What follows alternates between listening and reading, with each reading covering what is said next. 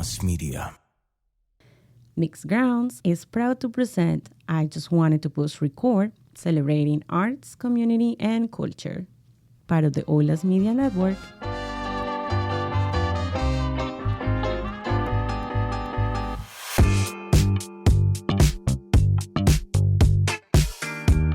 Welcome to I Just Wanted to Push Record, a producer's podcast, where lifestyle, arts, community, culture, and production meet. Two producers, two cultures, and a whole lot of flavor.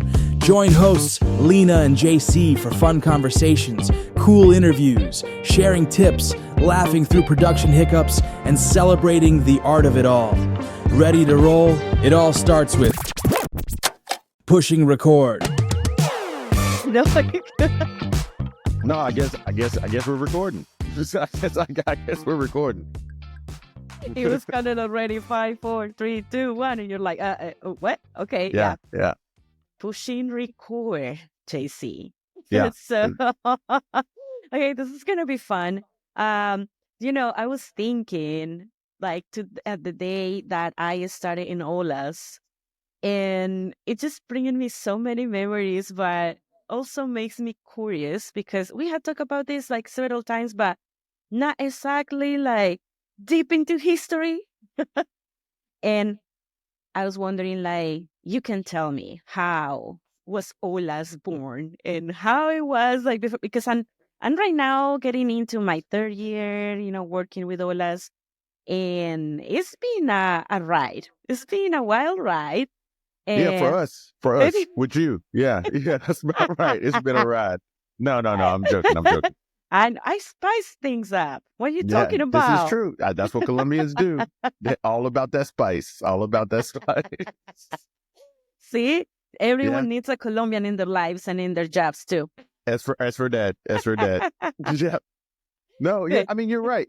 I mean, the thing is, I do, like, as soon as you say that, I remember. I guess the best thing is to go all the way back to the beginning, because really, when I started, there was no Olas.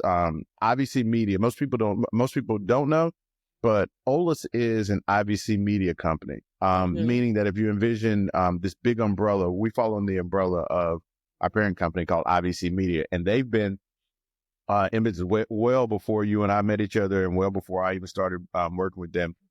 More than 10 years that they've been in existence. I think they're closer to 15 now, coming up in 2025, something like that. And they were founded mainly by, shout out to Chad Peace and Juan and Anthony, three cool dudes that came together, literally just building websites and helping different people with campaigns and city things like that. Really just making the marriage between social media and digital marketing, bringing it together to help people actually get the word out for different, like I said, campaigns, or trying to get different initiatives or proposition passed. What would say, any type of campaigns or? Yeah, they did. There was a proposition from Mission Valley. Like, many people ride past Snapdragon Stadium now. Yeah. Like, IBC Media was very instrumental in working with SDSU and getting that initiative, that proposition or initiative or whatever passed, to actually make all of that happen. And now when you look down in Mission Valley, a couple, literally half a mile away from where we're in the studio, you see the results of what they were able to put together. And so basically what they did is they came together and say, okay, look, you need a social media campaign, but you also have to have a website, and then you need to have like meetings so that people can come and hear what the plan is. You need to have the PDF of the actual plan. Like, they were just able to take all the aspects of marketing and make them digital, and then really start targeting who they wanted to actually reach. And it was just successful. And so they got very popular with that, and more people just came and started using their services. And so the company just grew exponentially. Wow. With the combination of like election years and non-election years, like, they've just been able to survive. And then they actually we started working with, many of you know, one of our sponsors, March and Ash. They wound up helping to actually shape March and Ash to what it is today, from a marketing standpoint, blazing trails, to do some of the things that no one ever thought about doing in the cannabis industry with all the regulations and everything. So it started like that. I didn't even know all of this. What? Yeah. I mean, it's kind of, for me, it was kind of cute, because this is what I was introduced to when I moved to San Diego, though I was with KPBS for a little while. Shout out to KPBS.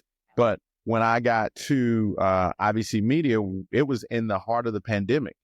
And so we IBC worked with the Multicultural Health Foundation of San Diego. And my gig at that time was literally helping them do outreach to the Latino and Black communities about getting tested for COVID. Not get your vaccine. This was just to get tested to see if you had it. So that was my first initial campaign with that in 2020. And then everything shut down and we were working remotely. Yeah. And even in that, that's when Zoom became a big thing during the pandemic. And so we started leveraging, we were one of the few companies that was literally leveraging Zoom to make sure that you were able to still get messaging out and still be able to reach audiences where they were, which was at home. But then being able to do things like that we use today with Olas, like geo-targeting, fencing based around likes and interests and ages and genders. We were doing that and to help get the word out. And so I was always proud of that work just because it's a pretty serious deal, right? And it just kept growing. And so then when we did that, we even obviously worked with the San Diego Water Authority during that time too. And so anyway, all this built, and then it turned into working with a lot of clients that started saying, hey, do you guys do podcasts? And that's what we started doing. Like it literally at that point was like being on Zoom and just you're recording interviews and putting them out. So, then Chad had the idea. He had started, like I said, he was working with March and Ash. He met a guy that many San Diegans know, Chris Cantori. Mm-hmm. And, we were all sitting around one day and it was like, yeah, man, everybody's asking for podcasts. And Chris said something about, man, that's what March and Ash needs. March and Ash needs a podcast. And so our very first podcast that we were committed and paid to do on a regular basis was Cannabis Enlightened. Wow. And as a result, hilariously blunt, shout out Walking Forward. And from there, the more we started doing that, more people were like, wait, you guys do podcasts? And when everything opened back up and we were coming back into the office and we were finding a new location from our Adams location. That's right. Because the location was not even this where we had the studio right now. Right. Yeah. That matter of fact, when you came aboard, we hadn't even been in there a year yet. And so when we were coming in, Chad made the decision that, hey, you know what, if we're going to be doing this, we were doing videos too. We did campaign videos and everything. He's like, we're going to need a studio. Yeah. And so when he was looking for spaces there at the Mission Valley campus, one of the things that he was looking to include was an actual studio. And so then we started harnessing the idea of like, well, we're going to do this. Why don't we just set it up and have a dedicated arm to actually do podcasting? And out of that, me, Chad, and Chris sat down. We went through the same process that we do with other clients in terms of branding and logo and onboarding and everything. And Olas Media was born. Wow. This is so interesting. Yeah, I didn't even remember like that. We talked about this before, about the location, like how it was before. Because I remember one time we were like, we were together, we were going for a meeting or something. You'd like, oh, this is where IBC used to be. And I'm like, what? I always thought it was this place. So yeah, it's super cool to know about a little bit where it's coming from. And I do remember when I started, and it was like, I was like, wow, this is a really cool office. And then I saw the studio, and like, oh, this is so cool. So I got good memories about that. Like, do you remember when I started? I do. The funny thing about it is like after we found out that there was an opportunity to sit down and have a conversation with you, the thing that we were really worried about was actually making sure to not reveal how green or how new we were. Mm-hmm. So like part of it, and I got to give Chad some credit. He was always about, I don't want to say put lipstick on a pig, but I'm going to say put lipstick on a pig, where make it a cool space, right? So one of the things we wanted to make sure when you came is that you saw the space and that you'd be like, oh man, it'd be great to kind of work with this, right? And so that meant we had to put together the studio now, and we had to have a nice table. We had to have nice mics. We had to have a computer visible. We had to have a monitor visible. I was adamant about, you got to have a clock. That's what a studio is. You got to have a nice red, bright clock that people can look at to look official. We need a recording light. And so we literally, between Chad, his uncle, myself, literally our hands put those things together. The desk that's in the studio, the clock, shout out to, again, Brian Harrington. Like, we came in on Saturdays, running wires, putting around molding on the floor, going and get carpet from the carpet place to lay down the carpet. And we're like, we got to have this before we can ask anybody to come in here. And so then when you walked in that day, it was you and another guy that came in to what we were considering our intern interviews, right? I know. We were trying to be super official with it and everything. And we sat down, and the funny thing about it, I always remember that, I said now, it frustrated me, because then got to remember Jessica. Jessica was with us then too. Her and I used to talk about, nobody had any type of interview questions. Yeah. Right? Like, it was just, everybody sat around the table and it was just like, okay. You got something to say? You got something to say? Yeah. But I remember the energy that you came in with. You came with a great background. Chris, you and Chris had worked together previously. He gave you an outstanding reference. We were all very, very high on you. Like, we were like, yeah, she's awesome. Let's go. Your energy was there. It was almost like you were ready to start that day. If you had brought your computer, like, it was like that type of thing. And for me, I don't think I ever look back. I do remember getting selfish. Yeah. Because although our other candidate didn't last as long as you did, I was like, nah, I want to work with her. And we have, and we've just consistently worked together. And now it's like you're right arm to arm in each one of these battles. So I think that's who we're working. My favorite memory though is the fact that when you came in, it was just your energy. It was the energy. Now, on the other episode, most people go back and listen, that Jonathan called you out and said that the laughter is a nervous reaction for you. And I just remember, I'm like, she's so happy. Why is she so happy? Like, everything is funny. Everything is great. And I was like, I love her energy. That's the positive energy we need to talk to clients. And then you had the background, the fact that you had worked with the symphony, that you were local, like you had worked with a lot of groups. You had a lot of experience. And that was before I had even seen it. And now we fast forward, and now, some 4 years later, in terms of where Olas is, Olas would not be what it is today had we not been blessed with someone like you who can come in, hit the ground running, and bring those years of professionalism to share with our clients, like the guidance that you give them in talent coaching, the creativity, the ideas, the things that you do on the social side. Like, all those things are things that may not have been, like, we didn't ask you for a portfolio, but those are things that you were able to come in and talk about your experience. And I was like, oh shit, yep, her. Yeah, that's her. Well, thanks for all the flowers, like we say in our country. Gracias por las flores. But let's not confuse something. I'm a very happy person, and I have a really good energy mostly the time. But the nervous laugh is another thing. Because in the singing scenario, yes, that's a nervous laugh. Like, here I'm almost like, yay, super happy, energetic, and I'm like, why is she so happy all the time? I think some people's like, why she's like that? That's weird. But I like to be weird sometimes. Yeah, So I dig your word. You don't have to. I dig your word. Your word is okay. Yeah. Yeah. So, like, we weird people can work together. See? Yeah, we get along. This is true. This is true. Yeah, I think this is a good place to go to a quick break. Just taking a quick pause here. Enjoying the convo so far? Don't go anywhere. We'll be right back with more fun, tips, and stories from Lina and JC. Todo el mundo te dice que deberías tener un podcast, pero no sabes por dónde empezar o cómo hacerlo realidad. Hola, soy Lina Álvarez, productora ejecutiva de Olas Media. Hemos creado un espacio en San Diego donde puedes relajarte, grabar tu podcast y dejar que nosotros nos encarguemos de todo, desde la creación de tu marca, la edición, hasta asegurarnos de que tu show llegue a la audiencia correcta.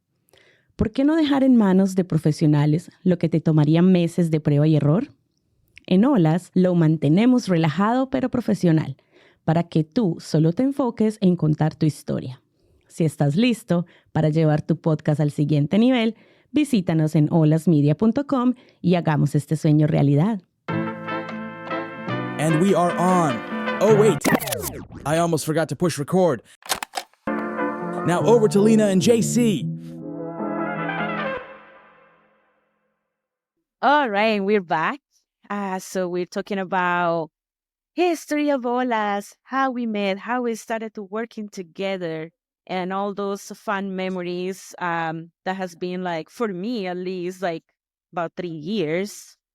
So it's been a roller coaster. It's been a wild ride. Like I always say, like I think that's now going to be my branding, like wild ride. Yeah. Because basically that's how it is.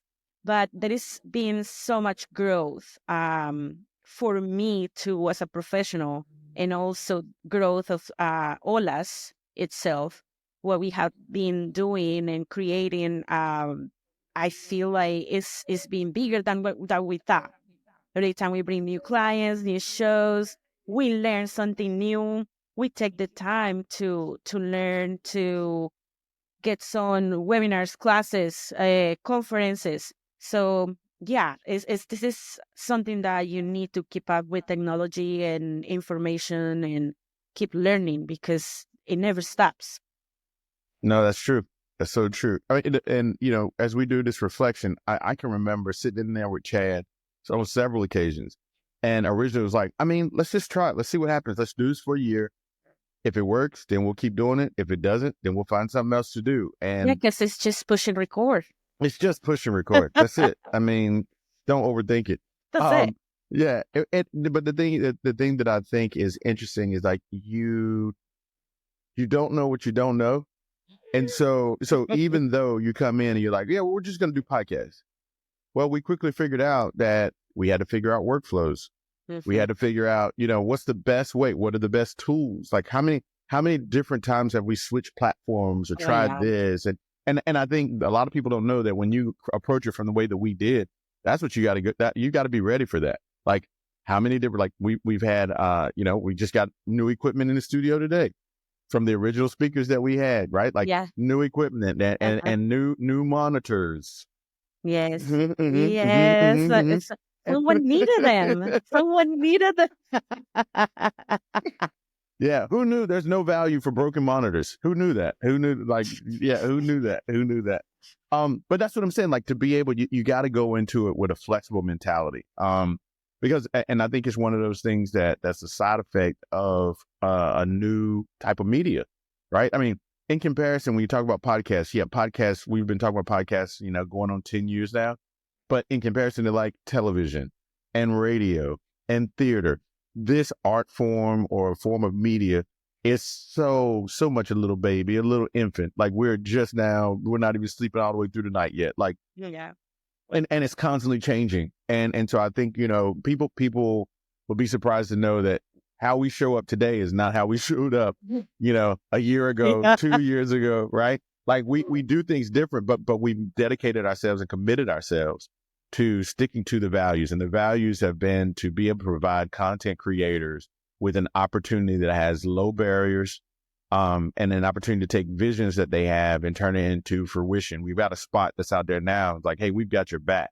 Okay. We're not about trying to acquire your show. We're really in the space of trying to help you produce whatever it is that you want to do, and then making it have the best opportunity it can to actually be successful. It always reminds me of probably our most successful podcast in terms of full-fledged rollout, onboarding, everything success in terms of reaching the audience is Inside the Crime Files. And I know you've worked a lot with Inside the Crime Files. What are your memories about? Because you were pretty new with us then when it's like, okay, Lina, Inside the Crime Files is yours. Yeah. It was very interesting, but I'm not gonna lie, I got very excited because I really liked I'm really into cold cases, crime, and all the stuff. Like those are the type of shows that I like. So when I got the you opportunity, are from Colombia. I mean, let's not hide the elephant in the room. You are from Colombia. What are you trying to say? You like cold cases. It's hot there. Okay, okay. Yeah. I'm gonna let I that didn't. I pass. didn't even I'm gonna mention. let that I didn't mention Medellin. I didn't mention any of that. Pablo did not come out of my mouth. Like I just said, Oh my God, he it's just did it. hot there. You He like cold just did it. cases. Oh my God, you guys, he just did it.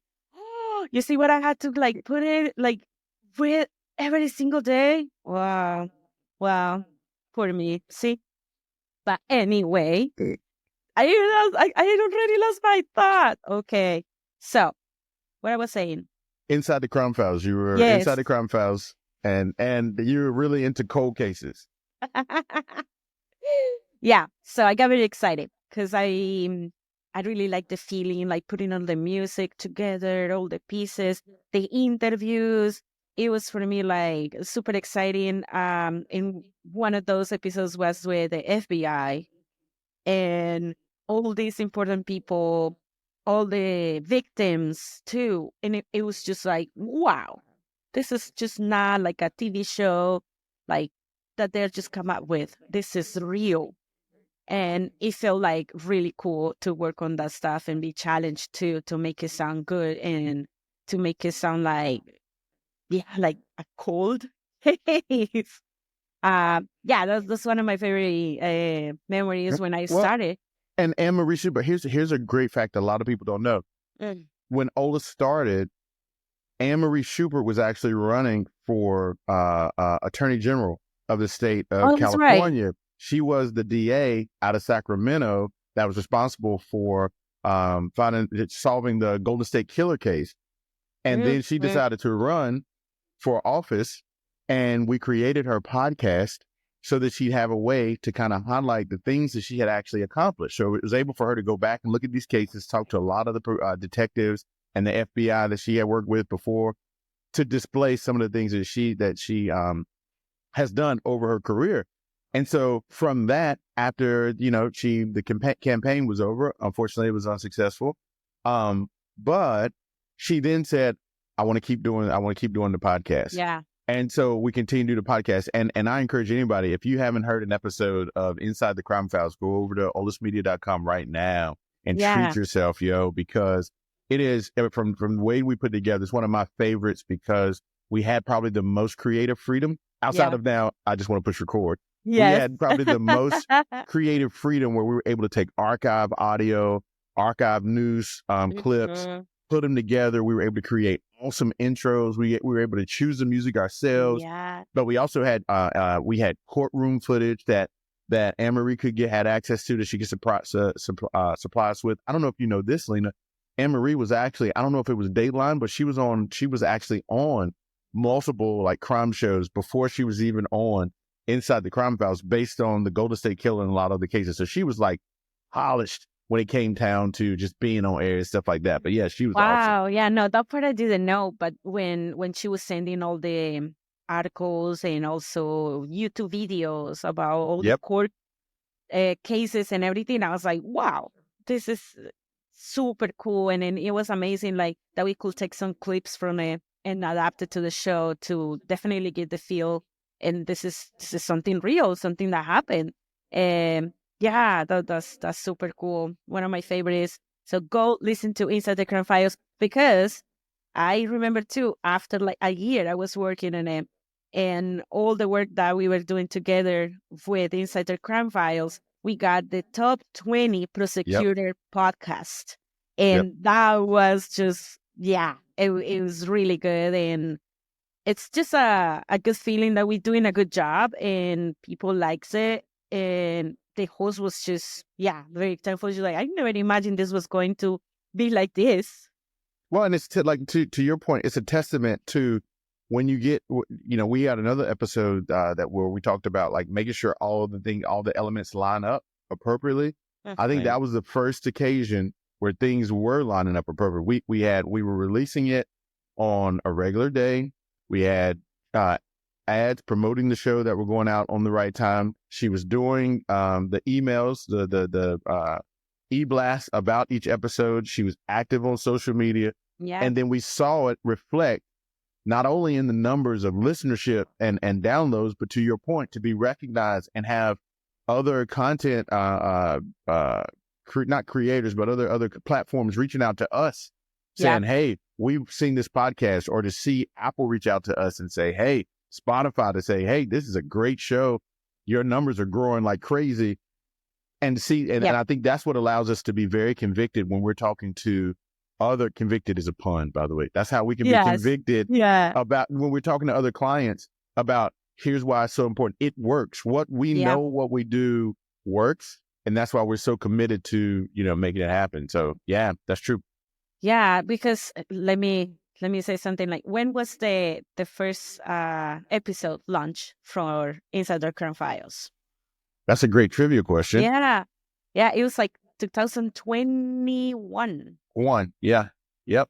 So look, 2021. So it took time. Mm-hmm. It took time. More than a year. More than a year. Yeah. It took time, but like we were working on it, and like doing all this job like pays off. At this moment, like we still have really good numbers, and right now we're not releasing more episodes. We're waiting for more. But more crime. Yes, more crime. we're waiting for. No, just kidding. No more crime. But yeah. It reminds me what we should do. We should do a simulcast with that simulcast we did for Inside the Crown Files, the last episode where I sat down and talked to Anne-Marie and what she remembers about the episode. Yeah. We should bring that over and share that with the folks here. Definitely. Yeah, that's gonna be on the queue now that we're talking about it. So yeah, no, I really like to talk about these things and taking us back of the beginning, because sometimes like all the challenges that we have right now, we forget where we're coming from, right? And it's a cool way to remember, like, yeah, it took us time too, as producers and as a podcast company, to grow and to be better every time. I think it was a great idea. I mean, it's something about this time of year, right? When we're looking less than 30 days to the end of the year. I know we're not supposed to date the episode, but now he's dating it. Oh my gosh. But, it's a moment of reflection, right? Because in order for us to start planning what we're going to do next year, we got to look back and see, all right, what did we do? At least we know Chad's going to knock on the door and come ask us, hey, what are we going to do next year? Where are we at? And so I like to be able to be proud about the fact that thanks to you and you coming on board, giving us the bandwidth to be able to continue to just grow, learn more, do more, and be about helping our clients amplify their brand too. So I think it's a great opportunity to say thank you for all the work that you brought to us, things that we didn't know, blind spots that we didn't have. Without you, like I said, we wouldn't be where we are today. So more flores. Más flores para mí. Yeah. Gracias. Well, thank you. And since we're now being like grateful and saying thank you, I do thank you a lot. Well, no, it's time to go. We're getting ready to. Because, this is something that you guys got to know. He believed in me since day one. And that is very important in whatever you do. If you at your job, you're not feeling appreciated, or you're not feeling that someone believes in your work, it's tough. It's tough to do things. But since day one, when I started like talking with him, he was like, all right, let's go. Vamos. We're going to do this.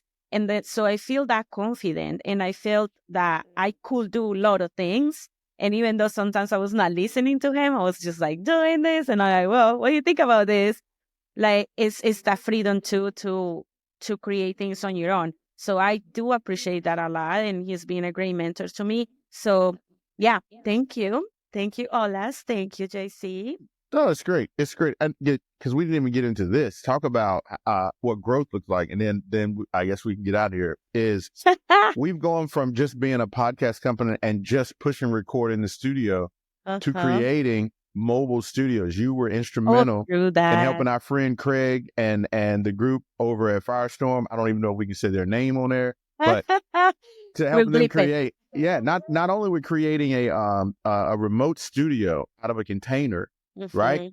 But then being able to be an instructor and director to them when they're going to set up mobile studios in New York, telling them, creating equipment lists, and both of us taking texts and calls at all times of the night, which we're happy to do for the right for the right fee. But to doing things like that, that's not what we imagined when me, Chris, and Chad sat down. We weren't talking about, hey, here's what we're going to do, right? It was just doing podcasts. We never talked about, hey, let's rent out the studio. We never talked about, Let me flip it on you real fast, Lina. What going into the next year of Olas, what's something you like to see us grow into? Ooh. Oh, well, and I think the recording has stopped. Yeah. It just so I happens got you him. for I two got him. seconds. For 2 seconds, you got me. For 2 seconds, and I'll tell you why. Because since this is where we share. Since you want to pull the curtain back, so how about before the break? I didn't even record our backups. I only started Oh my recording our God. backups. So yeah. You got me. It's in this cases is when I wish we have video because you guys should have see his face. Like what? I think we do have video. I think we will have video here. I think the people will be able to see. As a matter of fact, you may have just created the reel. I will Yeah. definitely. This is brilliant. Yeah. But in the next year, what's one thing that you'd like to see us grow to? Or if you had to make a prediction, what do you think we're going to do next year? Within the next year? Prediction the next year. Let me think about that. Because I was going to say, but then my brain is like going all over the place. Well, you could also, that'd be a great place to tease the audience to listen to the next episode so they can find out what it's like. See? Yeah. See, that's what I'm saying. JC got all the ideas. No, I think for me, it's funny you talk about you coming on board. I actually believe that next year may be a year that we actually bring somebody else into this madness too, right? And add to it. We still have a lot of needs, a lot of things that we want to do. Our bandwidth is, I'm not going to say it's maxed out right now, but it's pretty close. It's pretty close.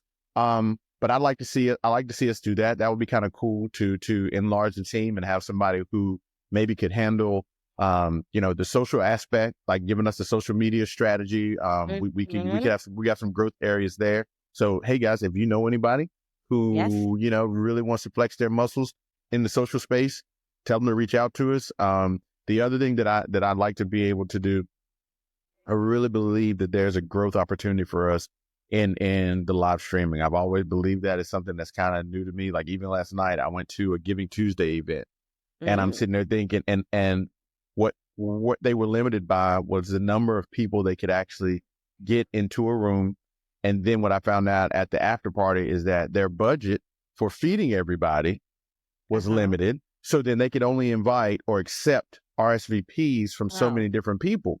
But what if you were able to say, okay, yeah, we can handle 500 here in the conference room, but then we'll do another reduced cost event for another infinite number of people, and it's still a revenue generator. So I'd love to see us kind of, expand and flex ourselves into that streaming space.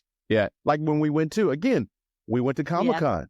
We went to Comic-Con and we were sitting there, and we've got, if you haven't seen Attack the Killer Tomatoes, you need to go over there and hear that episode where we sat with Costa. We're in LA, we're at Comic-Con. We got episodes from when we were in San Diego and Comic-Con. Lina's chasing Costa around in the San Diego Convention Center. But those are things, we never imagined that when we sat down. So I think this was a great idea for you to talk about reflection so that we'll know we're going forward. And then everybody knows to stay tuned to hear what your growth area is going to be in the next episode. But they're already taken. You already said them. See? No, that doesn't count. Nah. All right. Well, thank you everybody to listen to I just wanted to push record. This was a very fun episode. Thank you, JC. Oh, it's a pleasure. It's a pleasure. And anytime that shout out Colombia, not Pablo, but shout out to Medellin and Cold Cases. Oh my gosh.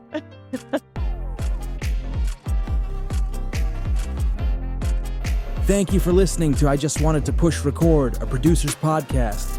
Be sure to follow and subscribe wherever you get your podcasts. To hear other episodes or read the associated blogs, visit olasmedia.com, and be sure to follow us on Instagram with the handle Olas Media Studio.